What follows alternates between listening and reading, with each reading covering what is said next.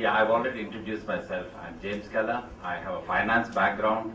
I serve on a few companies on their boards, and primarily I'm a trainer and a consultant.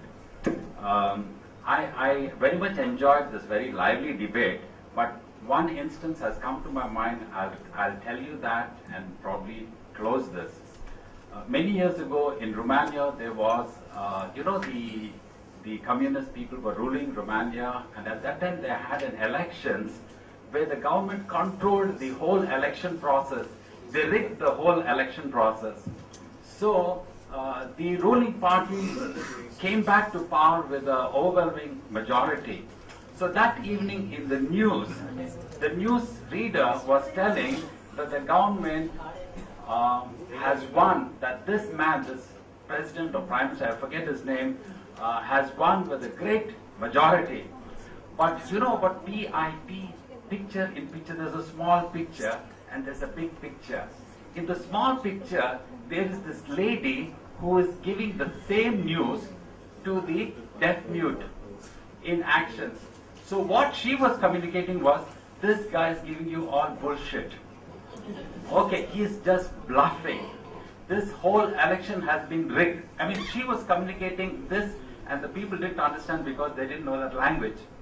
And she said, we will all meet tomorrow evening at this particular place if you don't agree to this election. And you know what happened? The whole city turned up at the town hall the next day. And eventually, the government was thrown over. Now, why am I telling you this? There's a big picture and there's a small picture.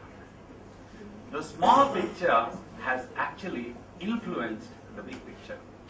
Now, as a HR person or a HR department, how do you view yourself? Are you a support person? You're the small picture?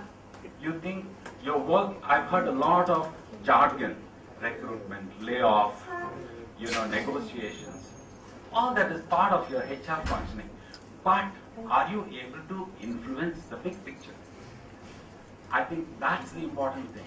As a HR person, as a leader, as my colleague has pointed out, are you able to influence the big picture? If you are able to influence the big picture, you have become a leader. I don't know if you have read John Maxwell. Anyone heard of John Maxwell? If you haven't read John Maxwell, please go buy 21 Irrefutable Laws of Leadership by John Maxwell and read it.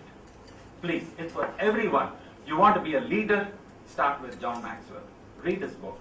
He says leadership is about influence, nothing less, nothing more.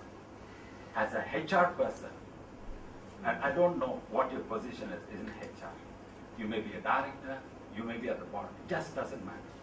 You don't have to be a leader to be at the top. It's one of the myths that we say that has to be broken, that if I'm at the top, I'm the leader.